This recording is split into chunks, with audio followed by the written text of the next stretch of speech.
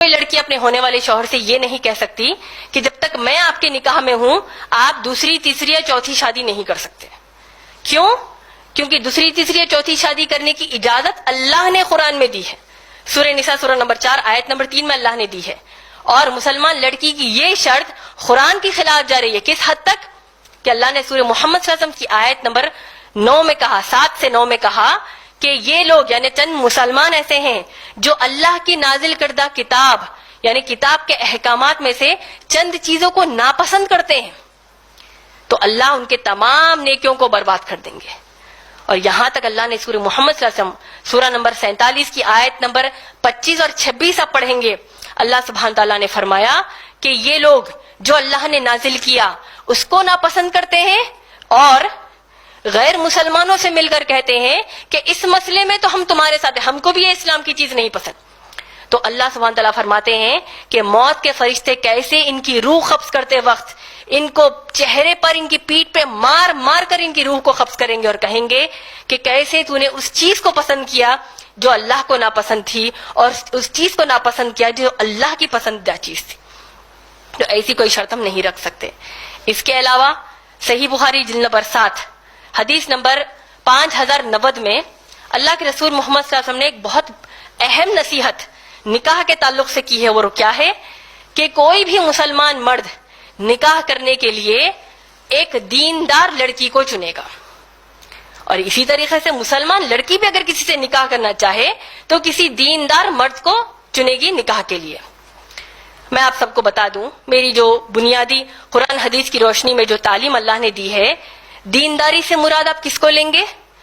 اس کو آپ بنیادی طور پر معاملت داری سے لیں گے، یعنی ہونے والا آپ کا جو شوہر ہے کیا وہ اپنے ماں باپ کے حقوق ادا کرتا ہے کہ نہیں، اس کے ساتھ ساتھ دوسرے رشتہ داروں کا حق ادا کرتا ہے کہ نہیں، حلال کماتا ہے کہ نہیں، اسی طریقے سے وہ خیرات و صدقات کرتا ہے کہ نہیں، رہن سہن میں سادگی پسند ہے یا نہیں.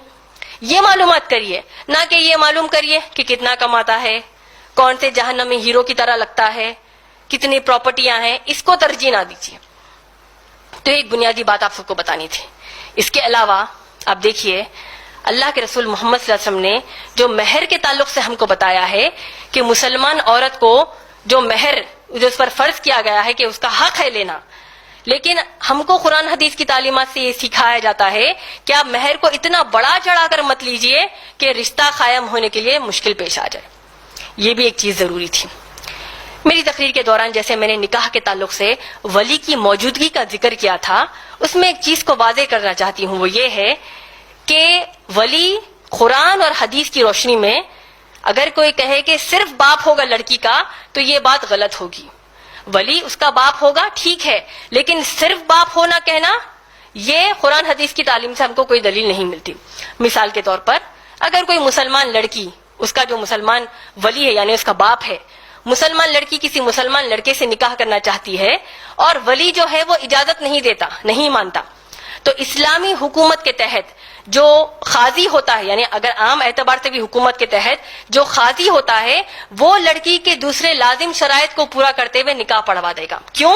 کیونکہ اسلام میں لڑکی کی مرضی جو ہے وہ زیادہ اہم ہے بنسبت ولی کی موجودگی کے.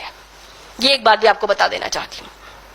اس کے علاوہ اس بات کا بھی خیال رکھیے کہ اللہ سبحانہ تعالیٰ نے سورہ نور کی آیت میں آیت نمبر 33 میں سورہ نور سورہ نمبر 24 کی آیت نمبر 33 میں اگر آپ کسی دیندار سے نکاح کرنا چاہتے ہیں لیکن دیکھتے ہیں کہ وہ غریب ہے، اللہ اس آیت میں فرماتے ہیں کہ تم شادی کرو، تم نکاح کرو، میں تم کو غنی کر دوں گا.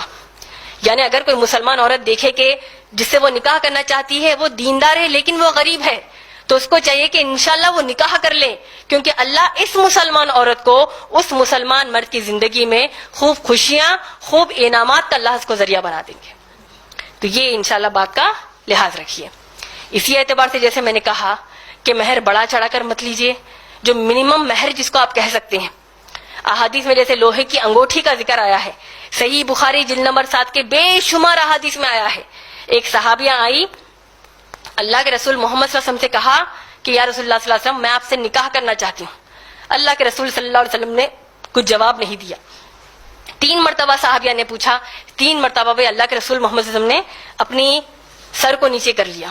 ایک صحابی آیا اور کہا کہ یا رسول اللہ صلی اللہ علیہ وسلم میں اس خاتون سے، اس صحابیہ سے نکاح کرنا چاہتا ہوں.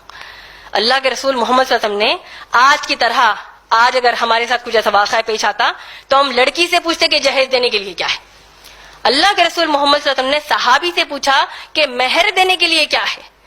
اور صحابی آپ سوچیں کتنے غریب تھے کہ ان کے گھر وہ جب جا کر ڈھونڈ کر آئے تو لوہے کی انگوٹھی تک ان کے گھر میں موجود نہ تھی.